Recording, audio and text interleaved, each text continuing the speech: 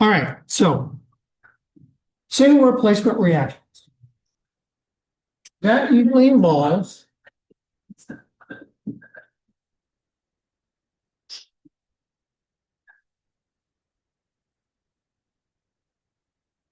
single replacement reactions usually, except for one exception, involve metals. Metals oxidizing. I didn't get the hand up. It's up there, up of the stairs. Okay, so that could be a metal tarnishing, it could be metal dissolving, lots of different things that metals go through, but and then it also involves acids. Okay, so we have to learn two new terms today. One is called oxidation. Oxidation is when an element loses electrons, one or more. So it goes from if it's a metal that's losing electrons, it'll go from a metal which has a charge of 0 up to a positive charge of 1, 2, or 3. No more than 3, though. Usually not more than 3, I should say. It does go higher than 3. Okay, for example, silver. We've got silver metal. Notice the little 0 superscript. That means there's no charge, and I always put that there for metals. Sometimes you'll see an S at the bottom for a metal also. So what happens is silver metal loses an electron. That means the electron is going to appear on the right side of the equation.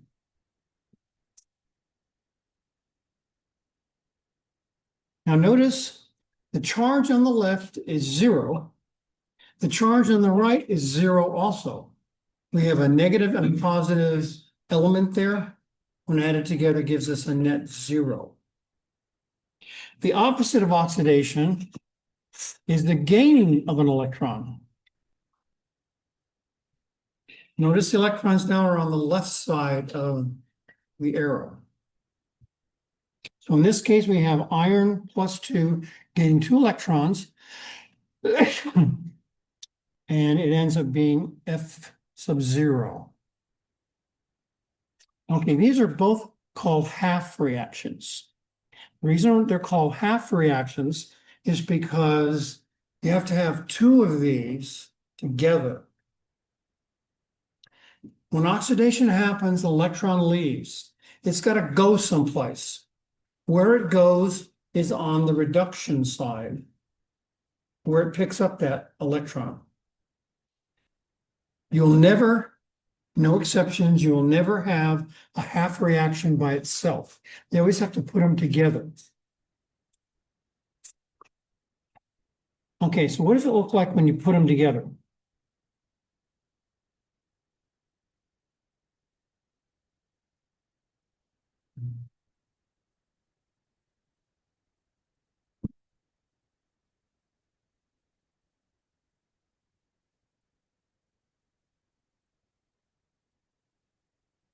Okay, so let's put these two together. We have the silver undergoing oxidation.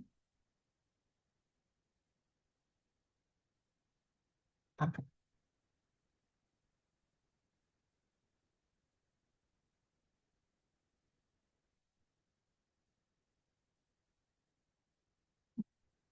we have the iron, there's a handout right by you. Can you see it? All right, then we also have the iron undergoing reduction.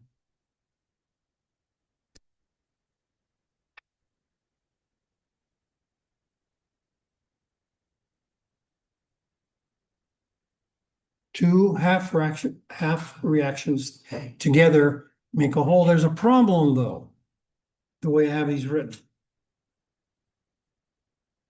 Problem is the number of electrons aren't equal. We have one being given off and two being picked up. They've got to be the same. So what do you think we need to do to the top equation?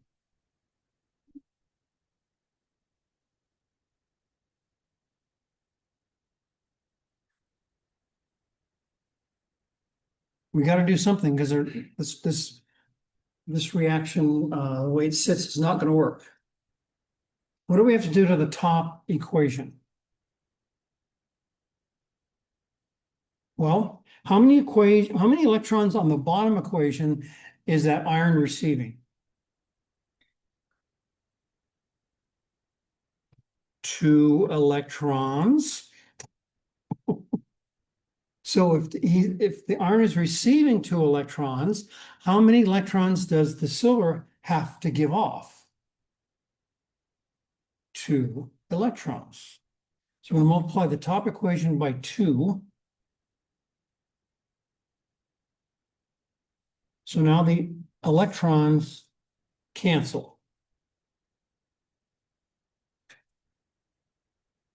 So when we algebraically add these together, we're going to get 2 silvers, 1 iron ion,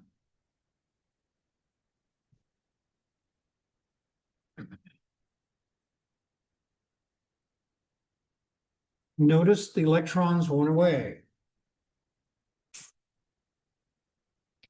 However, there's one more piece that we need to include. That's something called a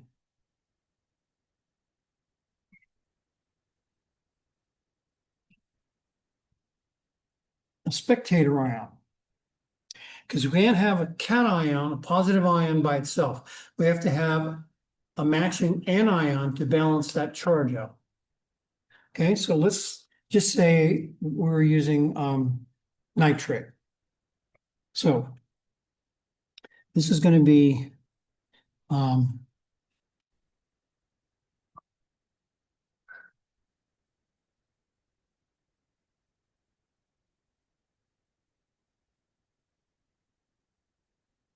so iron is +2, so we need 2 nitrates to balance the iron +2. Nitrate is a -1 negative charge. Okay, so let's fill in. Now the nitrate in this case is going to be a spectator ion. A spectator ion does nothing, just like a spectator at a sports event.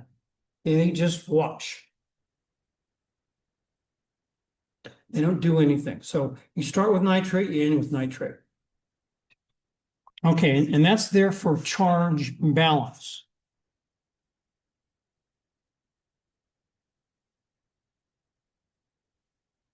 So we're going to rewrite this with the spectator ion.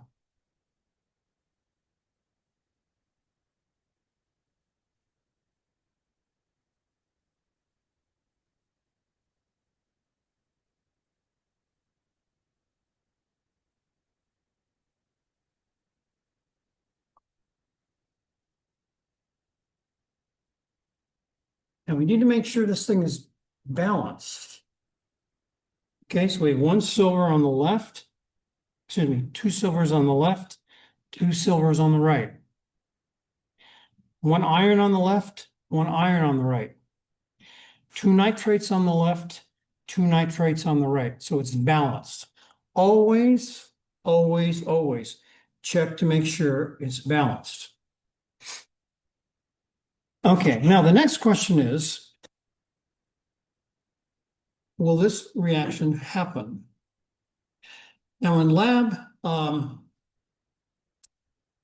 next lab, after we get back from break, we're going to have a single replacement and double replacement reaction lab. And you're going to be actually predicting, based on your handout I gave you, something called a metal activity series.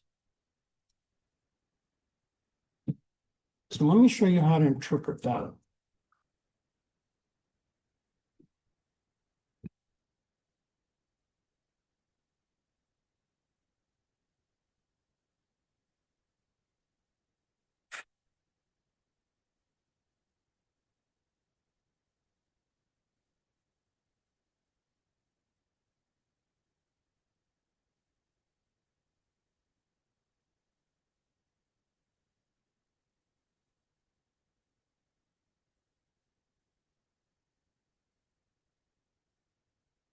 Okay, so this is going to be for single.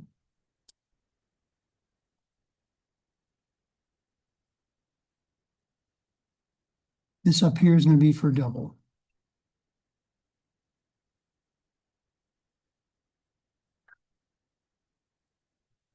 Now, notice on the single metal activity series, these are all metals and they're losing electrons. So all these metals in this chart are being oxidized.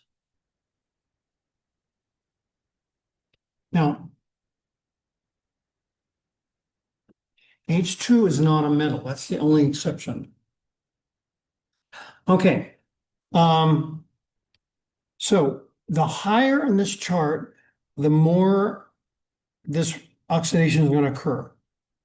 And then conversely, the lower on the chart, the less likely that um, um, oxidation is going to occur. Okay, so when we put these two together, we can determine whether this reaction is a go or not. So we have our equation right here. Okay, on the left side, which is the metal, silver or iron?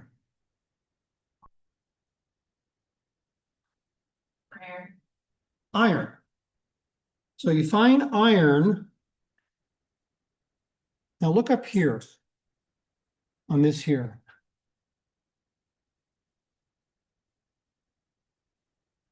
You have iron and silver. Which is a metal? Which has got the little zero on top?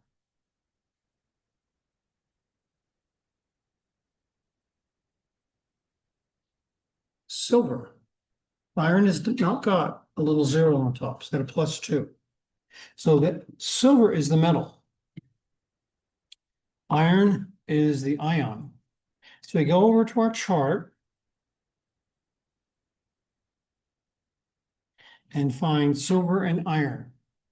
If the metal is above the salt, above the ion, the reaction will go. In this case, the iron, the non-metal iron is above the silver. So this reaction is not going to happen. Okay? Find the metal. You always have two.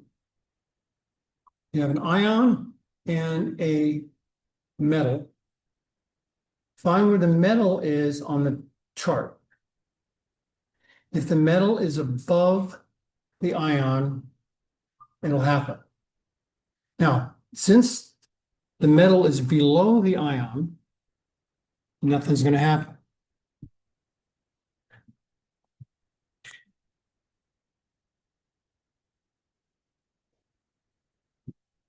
So this reaction is a no-go.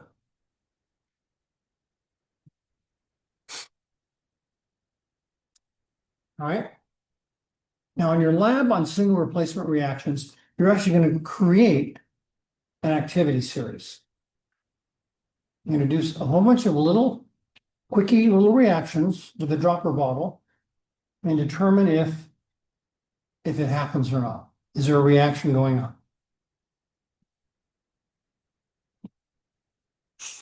So, find the two elements on the activity chart. One's going to be a metal, one's not a metal. When I say metal, that's with a zero on top, a shiny metal. Okay, if the metal is above the reaction, it happens. If it's below it, it won't happen. Nothing will happen.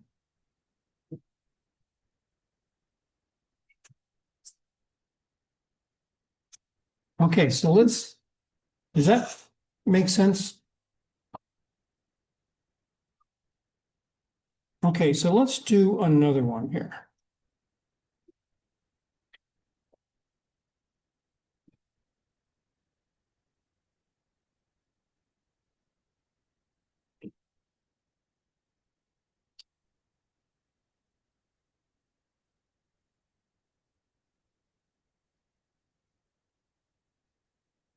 Okay, let's take aluminum metal with iron sulfate. Now, if you look on your metal activity chart, you can see what the charge is on iron. It's a +2. Charge on aluminum is what?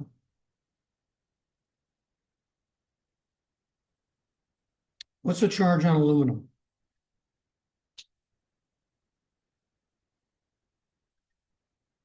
Plus what?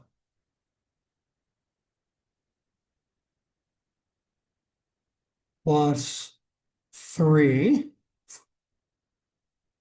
Okay, so think in your mind, this has got to go from AL,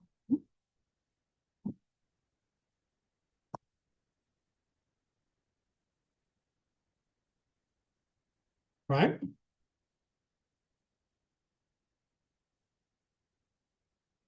And the iron's got to go from iron +2 to iron 0.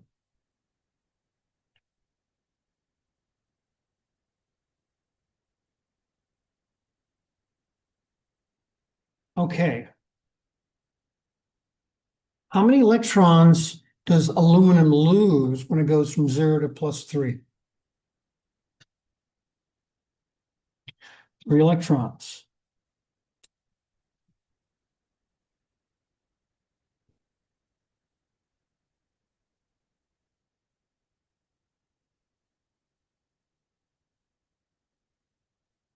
And then iron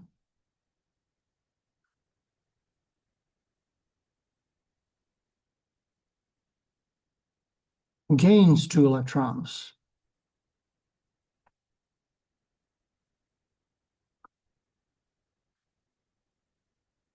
Now, when we add these up, the electron's going to cancel. No. We have a 3 and a 2 situation here. This goes to that common denominator. What's the common denominator with 2 and 3? 6. So we're going to multiply the top one by 2, the bottom one by 3. So we end up with 6 electrons given off, 6 electrons being received. Okay, so this whole thing by 3, whole thing by 2.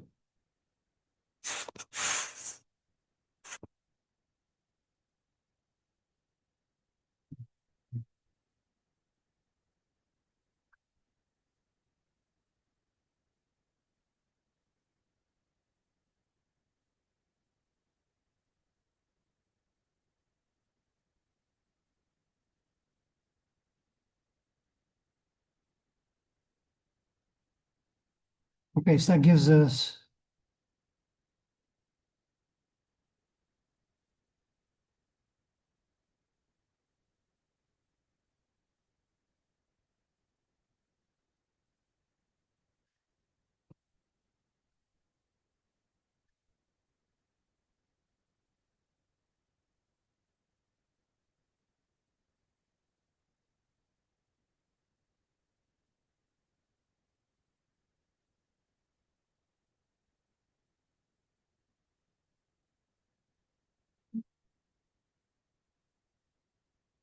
now the electrons cancel. So we're left with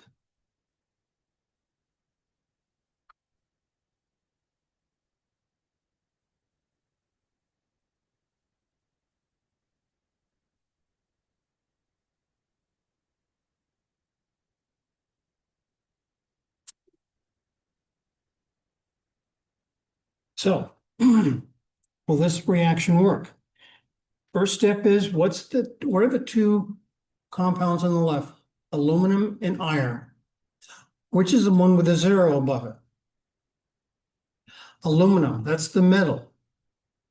Is the metal above or below iron on the activity chart? Okay, aluminum is above the iron. So this means this reaction will go. It's got to be above it. Okay, there's a problem, though. We have to deal with are the spectator ions.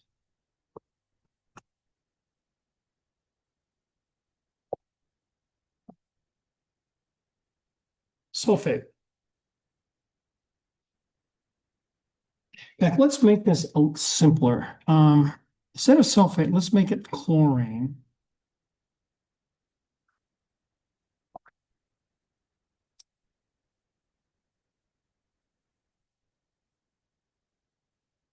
As a spectator ion. Okay, so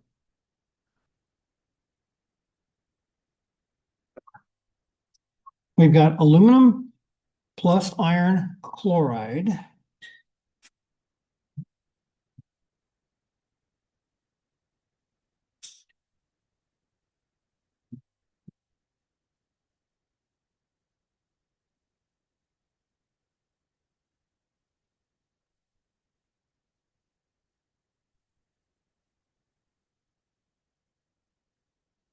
So is it balanced? Well, how many chlorines we have on the left?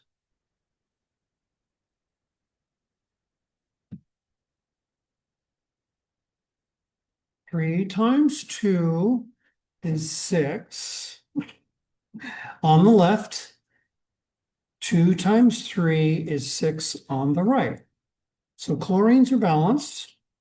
We have three irons on the left, three irons on the right, two aluminums on the left, two aluminums on the right. So it's balanced as written.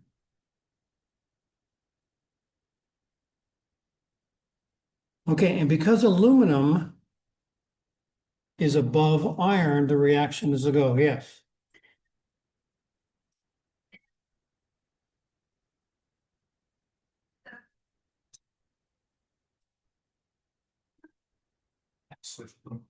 Yes, I made it Cl because it's an easier problem.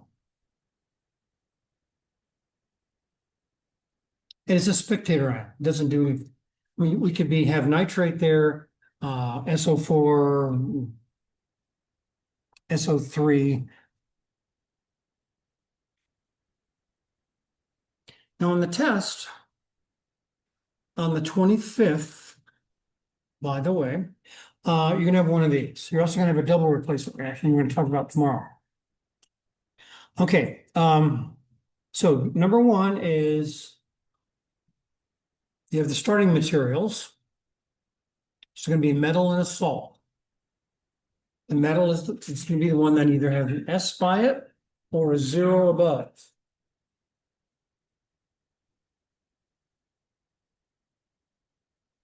And see where the metal is in relation to the salt. If it's above, it's a go. If it's below, it won't go. And you're gonna have to say why. So it's yes or no, and then why. Yeah. But just going back to that like first kind of step you did, so you have the burnt down eliminate like a top or bottom. No, same for This one here? go down. Yeah. So it's like because aluminum got 6 electrons, you had to make the right side have 6 electrons and the left 6 electrons, and then minus that out. But they've got a balance. You do that for every element. If Yeah. it needs, Well, one's gonna be zero charge, the other's gonna be a positive something. okay, so you don't do it. That's where the electrons come in. Is how many on the positive side equals zero. So in this case, it's +3, that means it's 3 electrons. The problem is the iron is going to pick up 2 electrons. So that's where the 3 and the 2 don't match. And you just need to practice these. Okay, so let's do another example. So this is a go.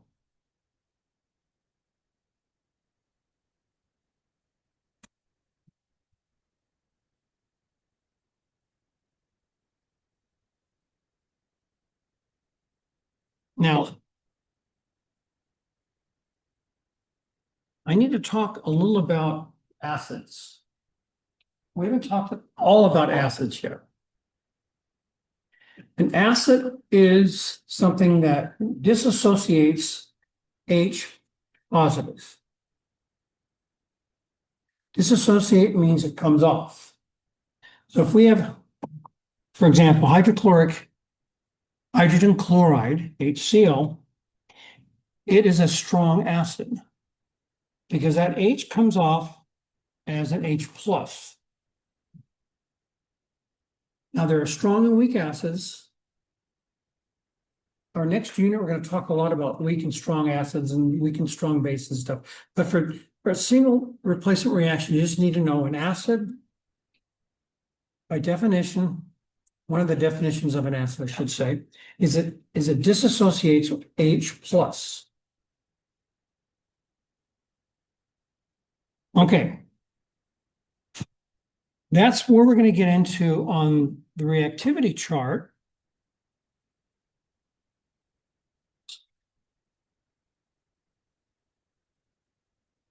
The H plus. Now, on the reactivity chart, notice in this case, the H plus comes from hydrogen gas, H2. And the H2 you treat just like a metal.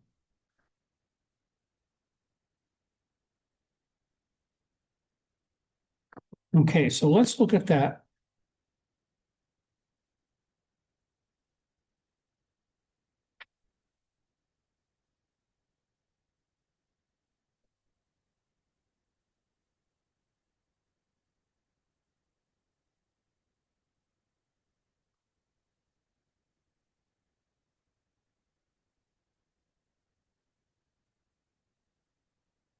Okay, so we have zinc metal and we throw some acid on it. Is anything going to happen? Well, we have zinc is the metal here now, and we have H plus or the acid. So we go on our reactivity chart.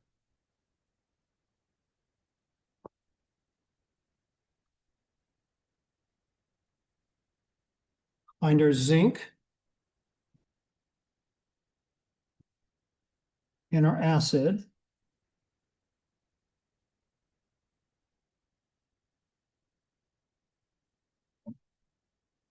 And the zinc metal is above the H2 or above the H plus. That means this reaction is going to go.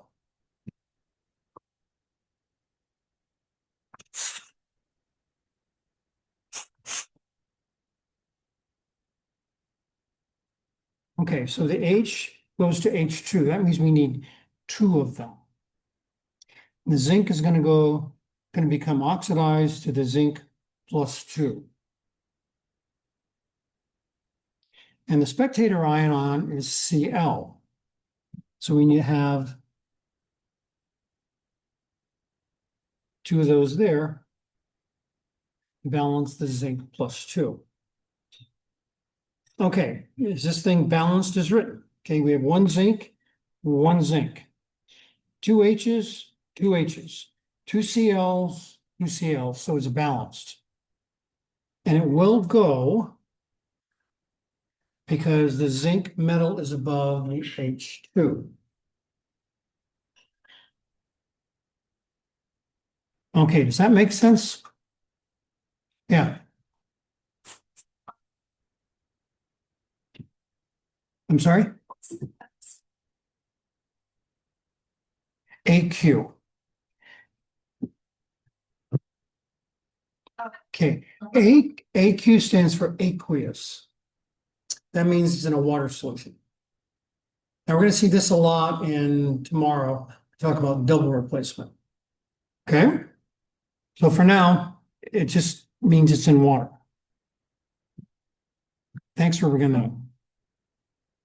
And then because it's in water, this is going to be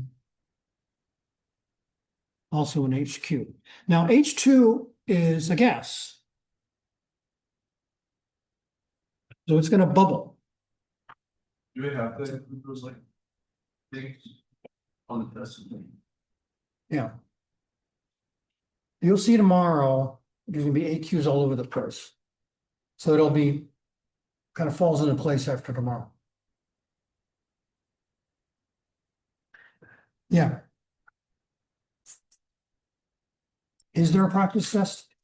I need to put one together because I have a practice test, but they're not necessarily like the practice test that you need to look at. I want to make sure practice test has only elements in it. So send me an email and I'll do one tonight. Okay.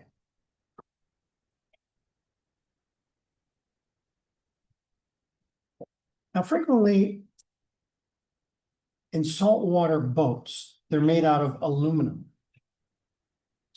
And aluminum corrodes very easily in salt water. So what they do is they attach a zinc plate to the aluminum. And the zinc gets eaten up before the aluminum, called a sacrificial. Huh? Like a sacrificial lamb, yeah. There's a boat term for it though, as opposed to kind of a religious version. Anyway, and it all has to do with single replacement reactions. And it's usually on the back and gradually gets eaten up. It's bolted on, so they just, when most of it's gone, they just bolt a brand new one on and it gets eaten up. But the aluminum stays solid, doesn't get touched by the salt water. It's really kind of cool. Very inexpensive too, compared to replacing welded aluminum on the boat. Okay, let's do another acid one.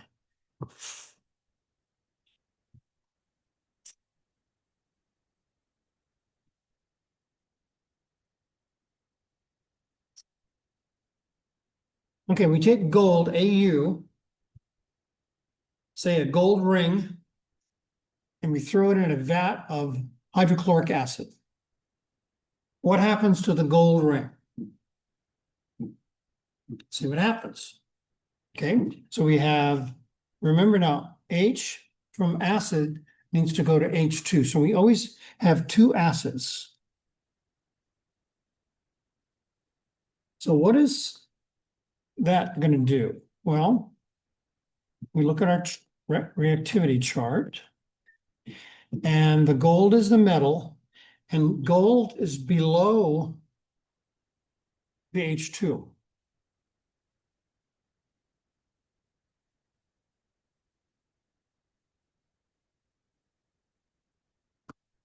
So is the gold reacted? Correct. It will not react because it's below the H2.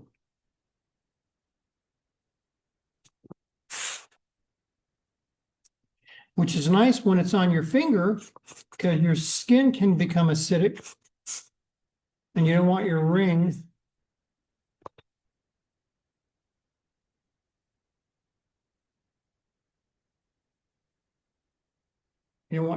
dissolving on your finger. Now, sometimes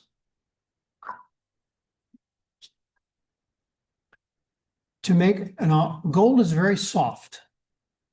So sometimes they put, not sometimes, usually they put copper in gold to strengthen it.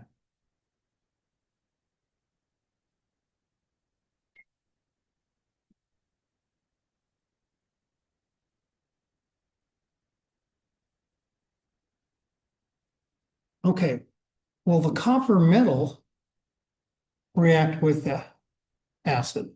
Well, look on your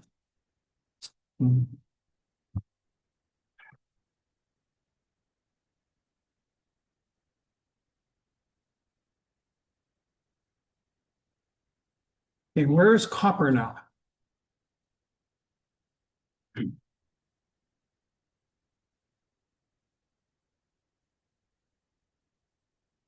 There's copper. Is it above or below H2? It's below it. Not by much, though. It's barely below. So that means the copper is not going to react with the acid either.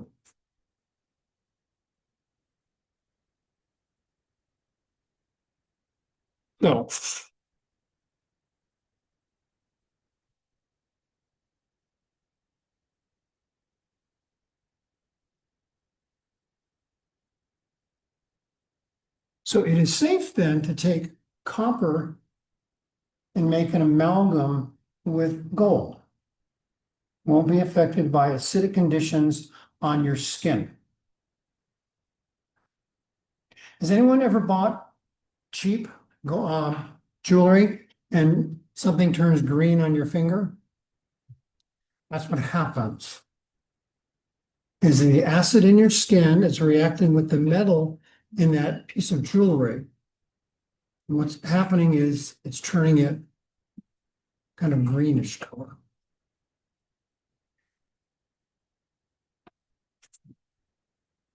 Okay, let's see.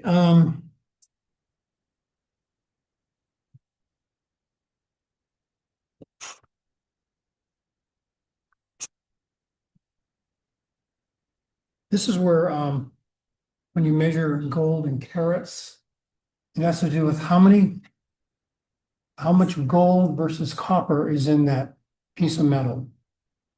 The higher the number of carats, the higher ratio of gold to copper.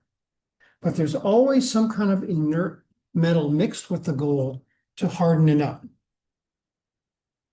Because gold, because it's soft, wears away over the years. Frequently, it's a wedding ring, right? Which means you're going to have it, well, theoretically, for a long time. And if your skin is prone to being slightly acidic, you don't want it wearing your gold away. Gold is selling for $4,000 an ounce right now.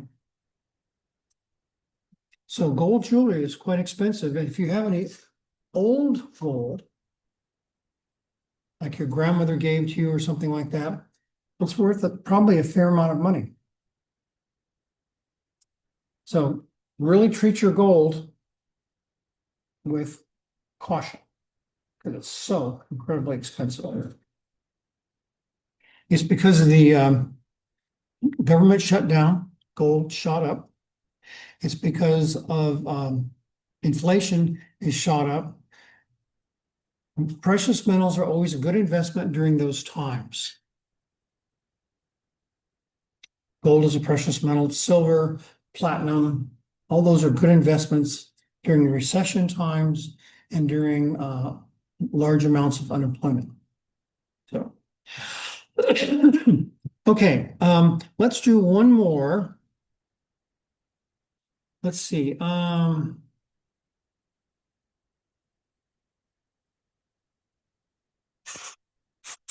already done zinc.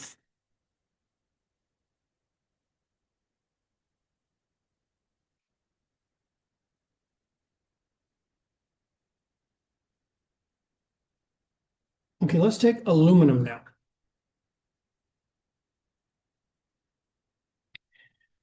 Okay, so look on your chart. Find H2 and aluminum. Aluminum's the metal now. Is the 0. Or you can have an S here.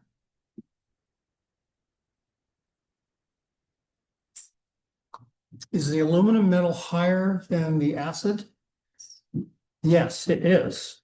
So that means this reaction is going to go.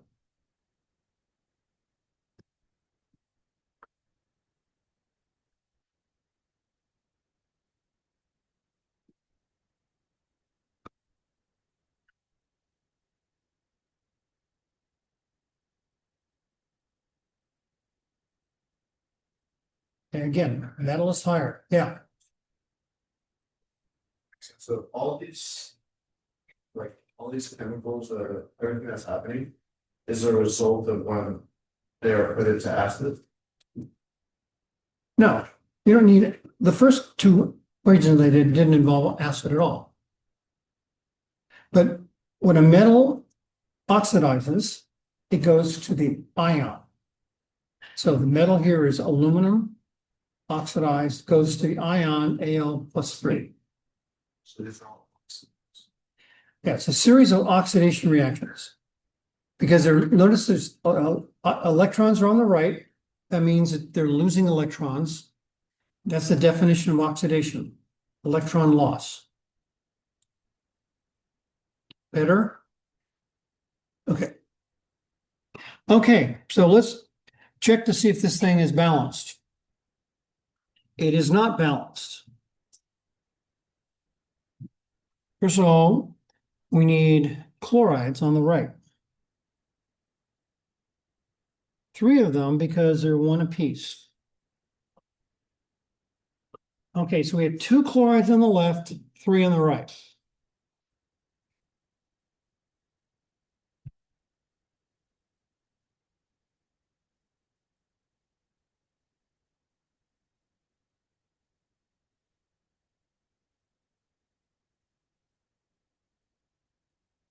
Okay, so let's balance this thing. We got a 2 and 3 again.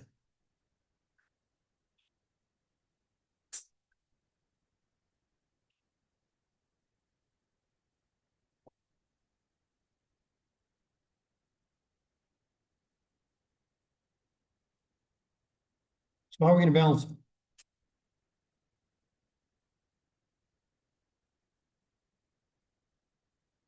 Well, 2 and 3 again, common denominator 6. So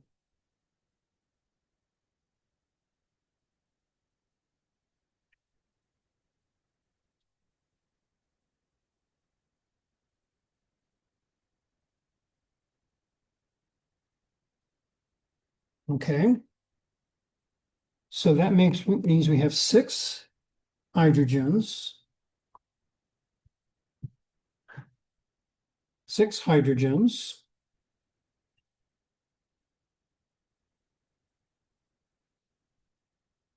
There, it's officially balanced.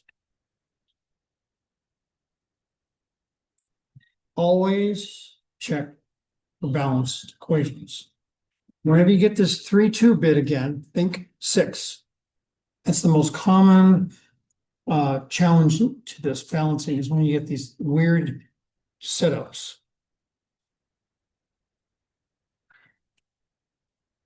Okay, so this reaction happens. Why? Because the aluminum metal is higher than the H2 on the reactivity chart.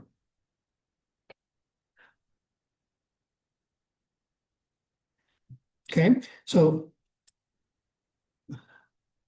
see, let's do one more, and then we're going to finish with single replacement reactions.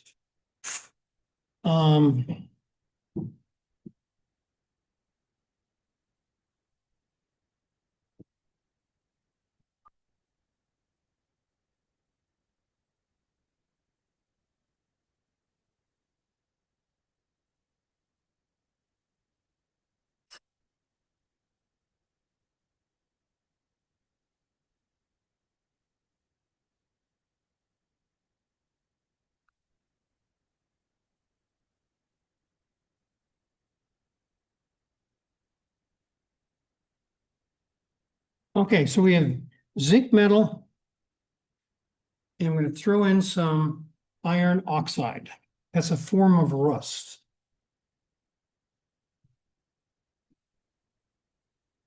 What'll happen? Okay, the oxide now, the O is a spectator ion. And that is a -2.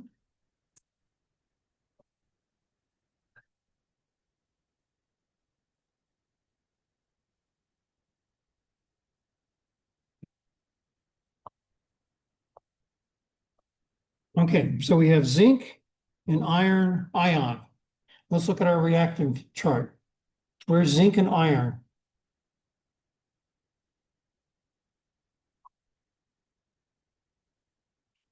Is zinc above iron? Yes. That means this reaction will go. So.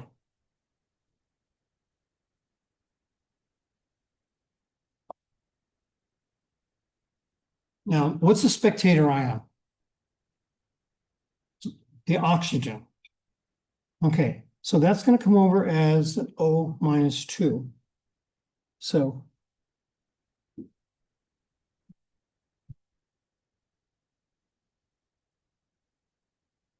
this is the salt. We're going to put an AQ there.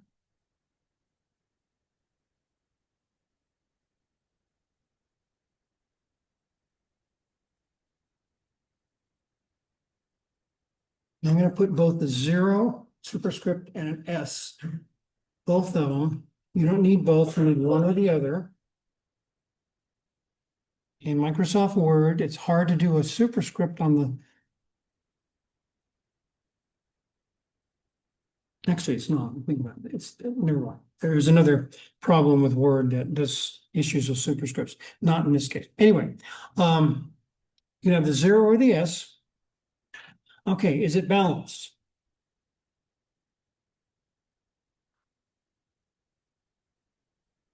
One iron, one oxygen, one zinc, one zinc. Yeah.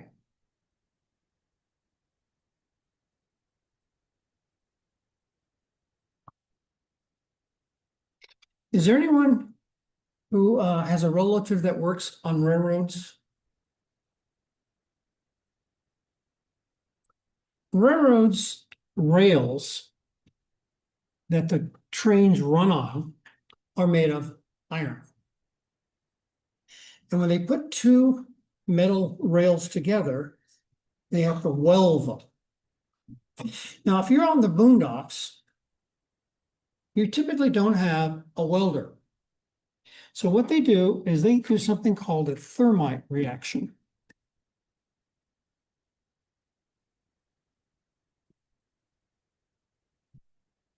Which they take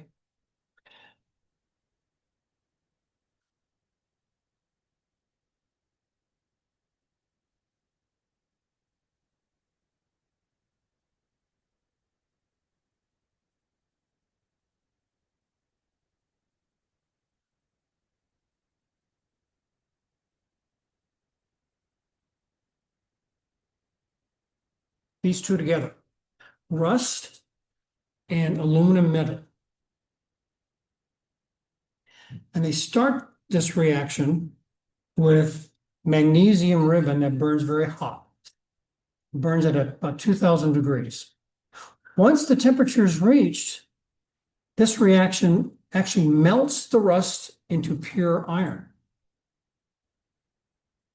So out in the field, when there's no welder available, they use this reaction to weld the two rails together using the thermite reaction. So let's balance this and see where it goes. Okay, so we need to end up with iron metal. Oxygen is the spectator ion.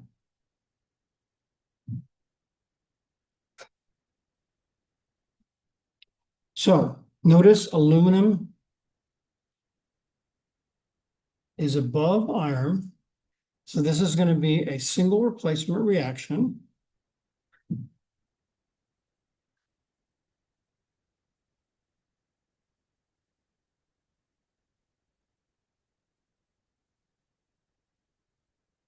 Forming aluminum oxide.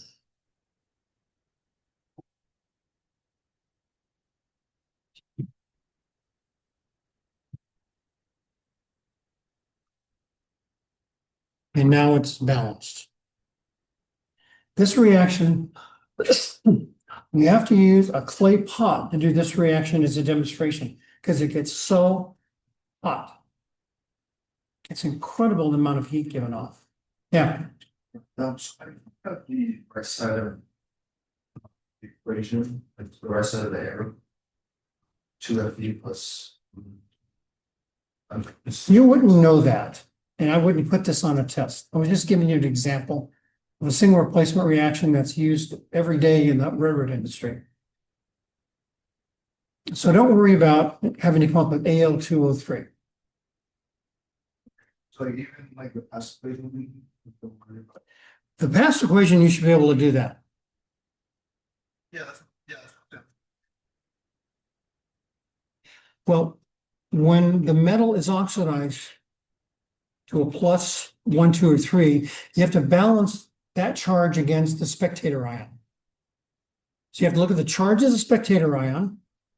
In the case of this one here, spectator ion is oxygen. Charge on oxygen is -2. That's on your common ion chart. -2. That means that's coming over. There's nothing happens to it. It's still -2 after the reaction. So when the zinc ion goes to a +2 charge, the oxygen is going to balance against that. Now, in this case, it was +2 and -2. It was real easy to balance. But huh? The net charge has to be 0. Has to be. So you're going to fuss with those two to make sure that the net charge in that molecule is 0. In this case, 2 versus +2, so it's real easy.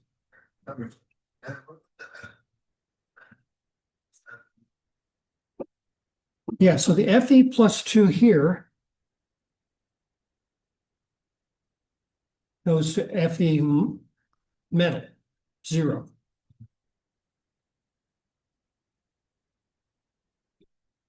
So the Fe gains 2 electrons, and the zinc loses 2 electrons.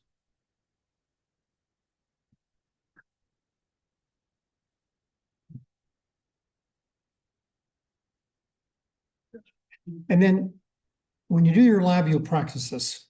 There's a whole bunch of practice problems. Okay, so how do you guys feel about single replacement reactions? They're very common. Very common. More common than double replacement reactions. But you have to have an activity chart, though, to figure out whether the reaction is going to happen or not, though. Now, when you get into 1A, there's another way to determine that. And there's something called EV. And the EV will tell you the metal activity series. And you just look up the EV value for that, rather than looking on a chart. If you're 2A, you're going to use the chart. And 1A, you're going to use the electron volt value. All right, that's it for today.